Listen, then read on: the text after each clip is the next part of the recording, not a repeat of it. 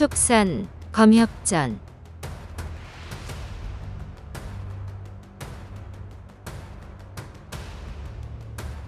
23화 비무 대결. 소맹상은 돈을 뿌려 스승들을 모았건만 스승들은 비무에서 못난 꼴을 보여주네.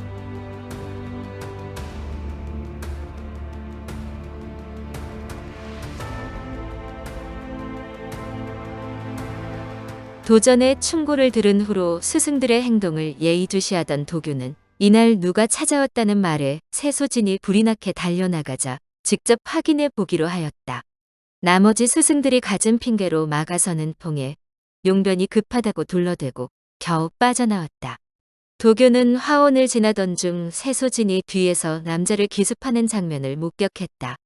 무릇 비무란 정정당당해야 하는 법인데 암기를 쓰다니 아무래도 꺼림칙했다. 그런데 놀랍게도 남자는 멀쩡하고 세소진은 손을 감싸쥐고 발을 동동 구르며 고통스러워했다. 도교는 멀찍이 뒤쫓아가며 반드시 진상을 밝히기로 마음먹었다. 그래서 두 사람이 방으로 들어간 후에도 창밖에서 몰래 이야기를 엿들었다. 남자가 스승들의 추악한 행태를 까발리고 세소진이 모두 인정하며 비굴하게 애원하는 말을 들은 후에야 그동안 자신이 어떻게 농락당했는지 확실히 알았다. 도저히 분을 참을 수 없어 방문을 벌컥 열고 들어갔다. 그리고 세소진을 무시한 채 남자에게 다가가 정중히 예를 갖추었다. 선생의 존함을 알고 싶습니다. 저는 도균입니다. 오랫동안 무공을 수련했으나 간악한 놈들에게 기만당해 제대로 된 무공을 배우지 못했습니다. 이왕 제 집에 오셨으니 여기 있는 자들과 실력을 겨뤄주시면 정말 감사하겠습니다. 제게 큰 배움의 기회를 주십시오. 세소진은 갑작스러운 도균의 등장에 크게 당황했다. 멍청한 놈들. 애송이 하나 붙잡아두지 못하고 다들 뭐한 거야? 그동안 저지른 일이 모두 들통나 초조해진 세소진이 얼른 두 사람 사이에 끼어들어 말을 가로챘다. 공자, 자고로 무리미는 예의를 갖추는 것이 우선입니다. 만부득이한 상황이 아니고서야 대화로 풀어야지 함부로 손을 쓰면 안 됩니다. 그리하면 공연히 의가 상하고 원한만 쌓일 테니까요. 이분은 성도에서 오신 영웅인데 공자의 명성을 듣고 비무를 청하러 오셨답니다. 한데 공자의 무공이 아직 경지에 이르지 않았기에 만에 하나 실수라도 하여 의리 대신 원한이 쌓일까 염려스러웠습니다. 마침 공자가 새로운 스승을 찾고 있지 않습니까? 그래서 우리와 함께 이곳에 머물며 공자에게 무공을 전수할 수 있는지 상의할 생각이었습니다. 다른 오해는 마십시오. 크하하. 그 새치혀로 연꽃도 피우겠어. 말재간 하나는 정말 대단하군. 나 조심어는 결코 무공을 모르는 자를 속이거나 남의 위세에 빌붙는 사람이 아니오. 당신들 무리에 섞일 생각은 추호도 없지만 공자의 스승이라니 한번 겨루어 봐야겠구려. 어쨌거나 비무 대결은 영광스러운 일이 아니겠소? 도교는 뻔뻔하게 혀를 놀리며 자신을 기만하는 세소진 때문에 속이 부글부글 끓었지만 애써 참으며 분위기를 몰았다. 하하하, 여기 조 선생이 이렇게 원하는데 굳이 마다할 이유가 있겠습니까? 자, 제가 증인이 되고 특별히 승자에게 50냥을 드리지요. 어떻습니까? 역시 듣던 대로 시원시원하군요. 나 조심원은 대찬성입니다. 조심원의 실력을 몸소 체험했던 세소진은 상황이 점점 불리하게 돌아가자 미간을 찌푸리며 머리를 굴렸다. 두 분 뜻이 그러하다면 저야 따를 수밖에 없지요. 한데 오늘은 시간이 늦었으니 일단 함께 저녁을 들며 교분을 나누시지요.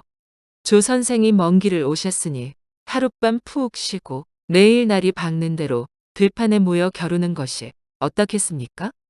도교는 조심원의 비범함을 알아본 순간부터 어떻게든 붙잡고 싶었던 터라 세소진의 제안에 기꺼이 동의했고 조심원 역시 거절하지 않았다. 도균이 조심원에게 서재를 내주고 술과 음식을 준비시켰다. 조심원은 상석을 권유받자 스승들의 이름을 하나하나 묻고는 주저없이 앉았다. 살짝 취기가 오른 도균이 조심원에게 스승이 되어달라는 뜻을 내비쳤다.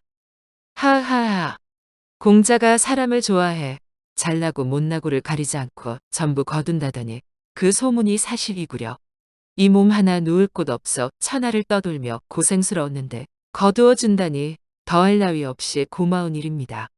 다만 아직 비무를 치르기 전이라 제대로 실력을 보여주지 못했으니 섣불리 답하기 어렵군요.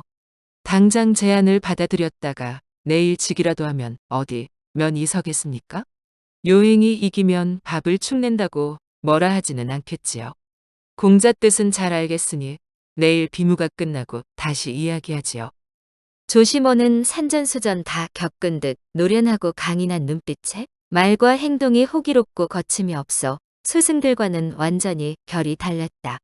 도교는 비물을 볼 것도 없이 이미 마음을 굳혔기에 스승들에게 눈길 한번 주지 않고 오직 조심원에게 정성을 기울였다. 세소진과 스승들은 이 모습을 지켜보며 부득부득 이를 갈았다. 식사가 끝난 후 도균이 직접 새 옷 2벌을 챙겨 조심원에게 가져다 주었다. 이것 또한 내일 비무가 끝나고 모든 것이 정리된 후 받겠습니다.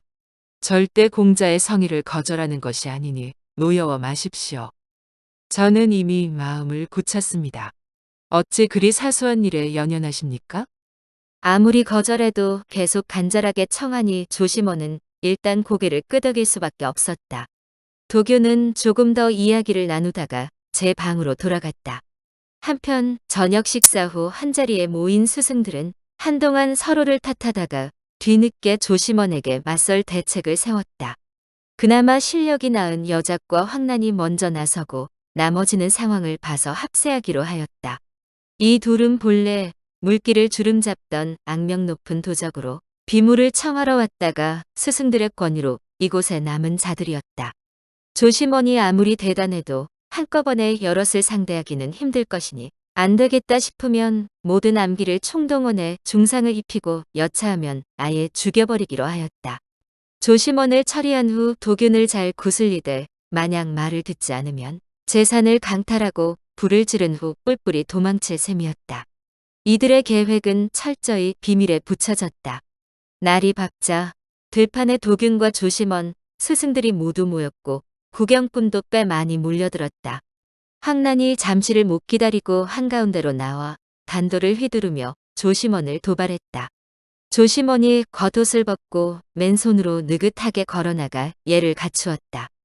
조 아무개가 한 수 배우려 하니 부디 너그러이 양해하시오. 제길, 내가 그리 만만히 보여? 어서 무기를 꺼내라. 아, 무기. 안타깝게도 무기를 가져오지 않았소. 어디 보자.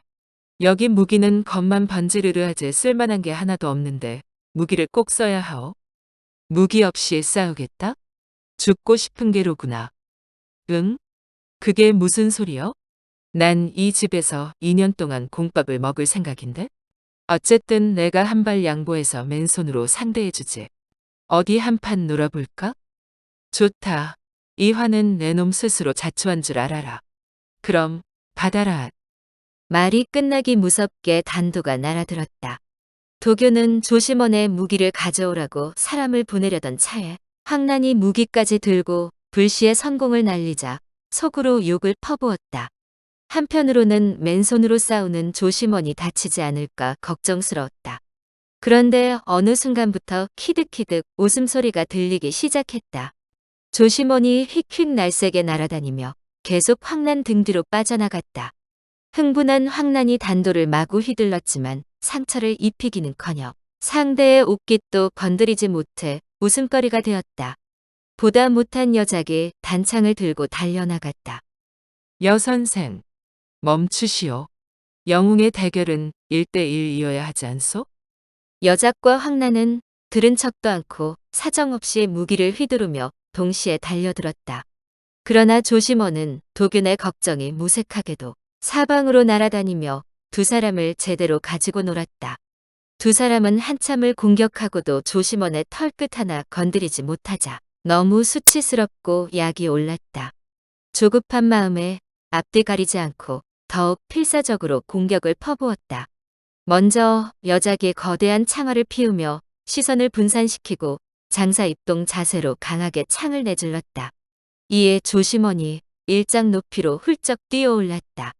이때 황란은 조심원의 다리를 베려고 착지하는 순간을 노리고 있었다. 그러나 조심원은 괴망번신으로 몸을 휙 뒤집으며 칼끝을 피했다. 곧이어 왼발로 착지하는 순간 여작의 단창과 황란의 단도가 지쳐 들어왔다. 오, 제법이군. 조심원이 허리를 완전히 젖히고 뒤꿈치를 강하게 튕겨 수척 뒤로 쭉 물러났다. 조심원이 빠져나간 후 먼저 여작의 단창이 허공을 가르고 곧이어 날아온 황란의 단도가 미처 방향을 바꾸지 못해 그대로 단창의 허리를 베었다. 그 사이 번개처럼 두 사람 코앞에 나타난 조심원이 휙휙 주먹을 휘둘렀다. 식겁한 두 사람이 허둥대며 단도와 부러진 창을 고쳐잡고 반격을 하려는데 무언가가 정수리를 스치는가 싶더니 조심원이 순식간에 사라졌다. 어리둥절한 표정으로 두리번거리는데 조심원이 조금 떨어진 밭둑에서 두건 두 개를 흔들고 있었다. 허허허. 두 사람 무공이 과연 대단하구려. 좀 살살해 주시오.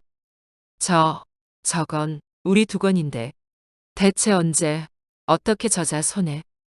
두 사람은 조심원의 상대가 안 된다는 사실을 알면서도 이대로 포기하기는 너무 아까워 더 화가 났다.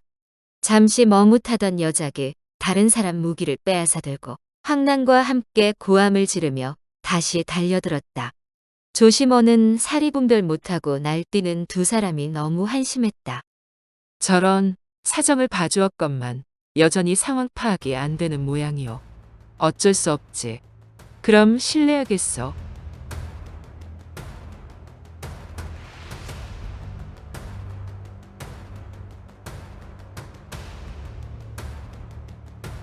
다음 화에서 이어집니다. 더 좋은 콘텐츠를 제작하기 위하여 구독과 좋아요, 알림 설정 부탁드려요.